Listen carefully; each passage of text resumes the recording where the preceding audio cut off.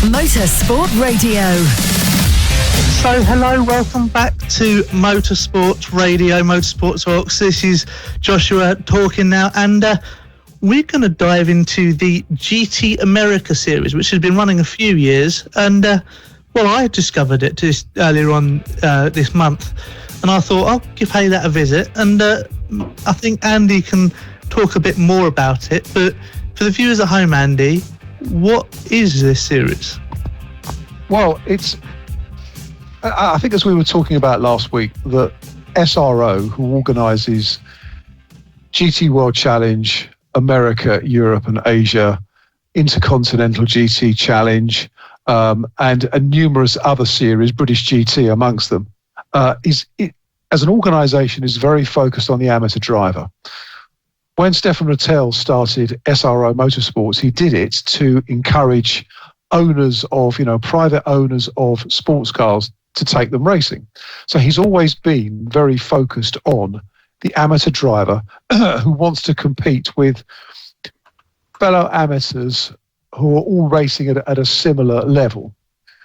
Now, the SRO has been a victim of his own success because it's provided such fantastic racing that it's encouraged professional drivers and manufacturers to come in and go GT3 racing. And the danger always was that the plucky amateur who's gone out and spent an awful lot of money on a really nice race car is going to feel a bit swallowed up and intimidated by a grid that largely consists of professional drivers. So a couple of years ago, Stefan Rattel started, and I think it was just based in America, they started a series. It was called GT Sports Club America.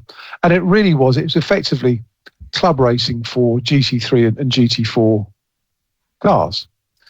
Now, obviously, the last couple of years have been upset with what's gone on with the pandemic, but last year they launched GT America, powered by AWS, which is a sports car series primarily for amateur drivers. And it had, I think, about 20-odd cars on the grid for the final round of 2021. But going into 22, it's got a really good grid. I think there was something like 29 cars on the entry list, 11 in the senior class, which they don't call GT3, they call SRO3, because these are not necessarily the most recent and homologated GT3 cars. GT4 cars, they also had a single GT2 entry as well. And the racing, as you said, Josh, was absolutely fantastic. Racing at St. Pete's around the twisty airfield circuit, there's 2 or 3 corners on that circuit that catch the unwary out if you're not careful. And the racing was really good. And I have to say, I enjoyed every second of it. I think one of the things that we were talking about was the Callaway Corvette that appeared, and I'm sure we'll talk about that in a second. But there were some really interesting cars out, and it was great to see proper amateur GT racing again on our screens.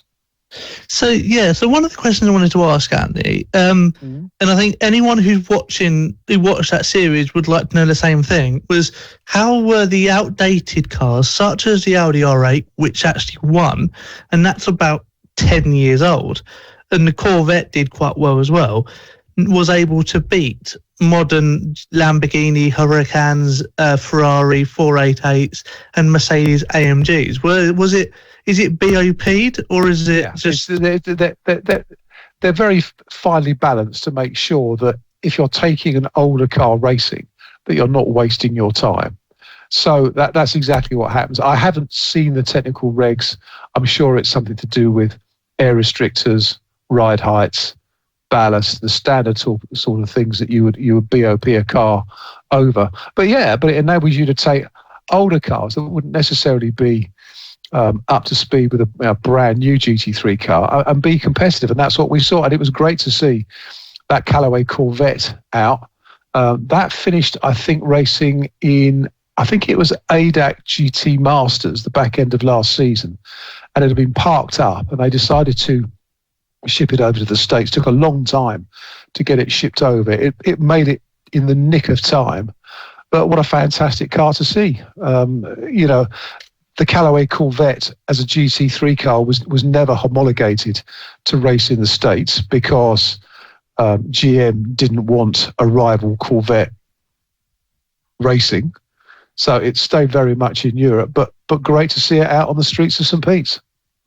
Yeah, and the St. Petersburg circuit is an interesting one itself, because like you've got basically you're driving along the runway going into the first corner, and as we saw on both races, it was not the easiest corner to overtake cleanly on, should we say?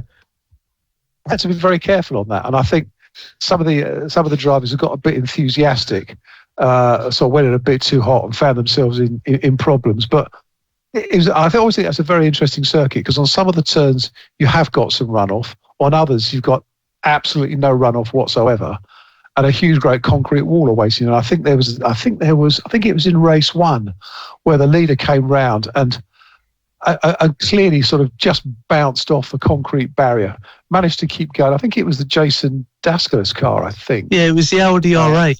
He managed to sort of stuff all the tyres up, but managed to avoid everything else. But managed to keep going. It was absolutely fantastic to see. So I think it's a really good circuit. Of course, the weather's always fantastic, and it's always dry, and it looks beautiful. And at this time of year, when it's wet and dreary in the UK, to watch racing from a circuit like that in 80 plus degrees was absolutely fantastic. Yeah, and we saw the Audi R8 GT2 taking part in there. He started quite a way down the grid, but we saw the real difficulty the GT2 drivers have in basically getting the cars round the corners, because you could see it flying past all the GT4 machinery and into the GT3s. As soon as it hit the corner, the GT4s were actually repassing it. It'll be really interesting to see what happens with GT2. GT2 was launched in 2019 primarily at the behest of Stefan Rattel, because he wanted to introduce a car that provided the excitement of a GT3 car, so all the grunt and more, without the finely tuned aero, where really a pro driver can really take advantage of it. So a GT2 is tons of power, tons of grip, mechanical grip, not a vast amount of aero. So amongst a well sorted out GT4 car with all the aero kind of done properly, they are going to struggle. But the problem that we should have had more GT2 cars on the grid in St. Pete's. I think it was unfair. I think that was the CJ Moses car, as I recall. And I think, I don't know that driver terribly well, but I think his experience is relatively limited, I think. And it would be good to see one or two more GT2 cars out, just to kind of get a real sense of the pace of them. I saw the Audi GT2 and it was launched at Goodwood in 2019, and it looked an absolutely spectacular car. And I thought, if we could see 7 or 8 of these in a race, that would really be a spectacle and a sound as well. Haven't quite seen that so far in GT America, but I'm sure it's going to come. Well, they've got the GT2, obviously the GT2 World Challenge Europe that's launched last year, but will be coming back with a vengeance this year, we hope, with more competitors. Just the one last thing about this, and then we'll move on. What does the rest of the calendar look like for this series? Actually, it's a really busy calendar. They started off at St. Pete's. They then go, they're racing at all the sort of the best circuits in America, really, with the exception of COTA. They go to Sonoma. Every weekend is 2 races. So St. Pete's we just had, they go to Sonoma, VIR, Watkins Glen, Music City, which I believe is Nashville. Road America, Sebring, and then they finished the season off at Indianapolis. But just going back to Sebring, I don't know if you caught any of I think they called it Speed Tour, which was effectively Trans Am, and some historic racing from Sebring over the weekend. And that was absolutely incredible. Some of the cars out in that were brilliant, and it was kind of almost like an American version of the Goodwood members meeting. Just some fantastic racing. So it really was a feast of sports car racing, and GT racing in particular from America over the weekend. Really good fun. Yeah, and Connor, anything you want to add on the GT America race series that we had? Indeed, the series has been going very well from what I've been seeing so far, and Andy has managed to sing its praises. The one thing I think it's really missing at the minute, though, is major involvement from big teams and big drivers.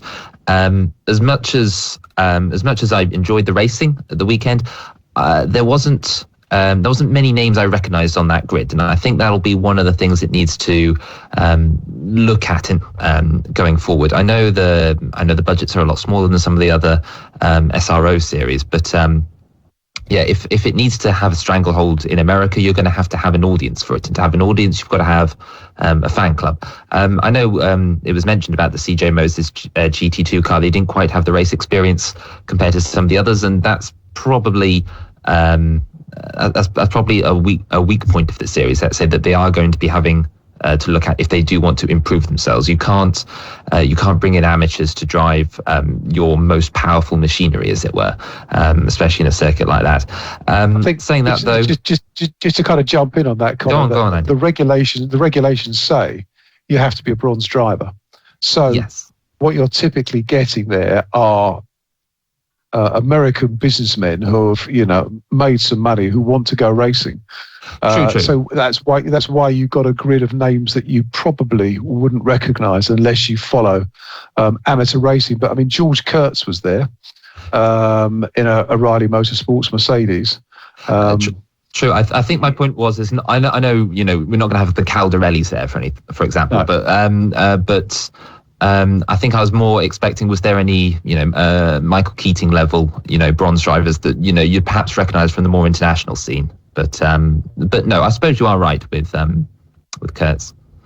I think it's probably seen to be almost a feeder series for drivers who want to improve their racecraft before they go into something like GT World Challenge America, in a Pro-Am combination.